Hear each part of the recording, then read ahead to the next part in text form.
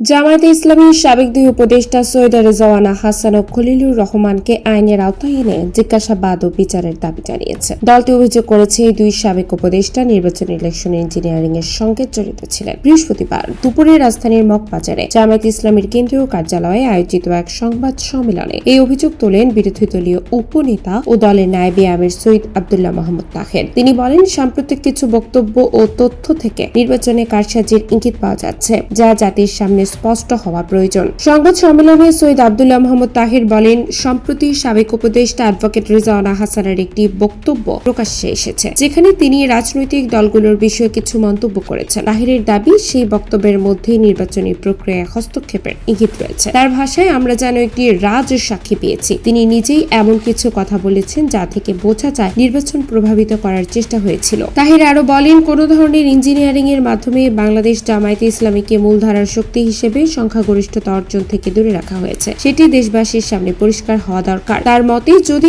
নির্বাচনী প্রক্রিয়ায় কোনো ধরনের পরিকল্পিত হস্তক্ষেপ হয়ে থাকে, তবে কারা সেই পরিকল্পনার সঙ্গে যুক্ত ছিলেন তা তদন্ত করে বের করা জরুরি। তিনি অভিযোগ করে বলেন, নির্বাচন প্রভাবিত করার উদ্দেশ্যে প্রশাসনের বিভিন্ন গুরুত্বপূর্ণ পদে নির্দিষ্ট ব্যক্তিদের নিয়োগ দেওয়া হয়ে থাকে। তার বক্তব্য অনুযায়ী জেলা প্রশাসক, পুলিশ সুপার, উপজেলা নির্বাহী কর্মকর্তা, থানার ওসি কিংবা প্রিজাইডিং কর্মকর্তা সহ বিভিন্ন পর্যায়ের কর্মকর্তাদের নিয়োগের মাধ্যমে একটি নির্দিষ্ট ফলাফল নিশ্চিত করার চেষ্টা হয়েছে কিনা তা খতিয়ে দেখা প্রয়োজন। এই কারণে তিনি সরকারের কাছে দাবি জানান, সাবেক উপদেষ্টা রেজওয়ানা হাসানকে জিজ্ঞাসাবাদের আওতায় এনে বিষয়টি স্পষ্ট করা হোক। তাহির বলেন, তিনি যে পরিস্থিতির কথা বলেছেন তা তদন্তের মাধ্যমে পরিষ্কার করা উচিত এবং দেশবাসীর কাছেও সত্য তুলে ধরা উচিত। সংবাদ সম্মেলনে তিনি সাবেক নিরাপত্তা উপদেষ্টা খলিলুর রহমানের বিরুদ্ধে অভিযোগ তোলেন। তার দাবি, নির্বাচনের আগে অন্তর্বর্তী সরকারের কিছু উপদেষ্টার নিরপেক্ষতা নিয়ে জামায়াত প্রশ্ন তুলেছিল। তখন বলা হয়েছিল, তারা তত্ত্বাবধায়ক সরকারের মতো নিরপেক্ষ ভূমিকা পালন করবেন এবং পরে কোনো দলীয় সরকারের মন্ত্রিত্ব নেবেন না। কিন্তু তাহিরের অভিযোগ, সেই প্রতিশ্রুতির পরও খলিলুর রহমান পররাষ্ট্রমন্ত্রী হিসেবে শপথ নিয়েছেন, যা আগের অবস্থানের সঙ্গে সাংঘর্ষিক। তিনি বলেন, একটি নীতিগত অবস্থানের পরিপন্থী এবং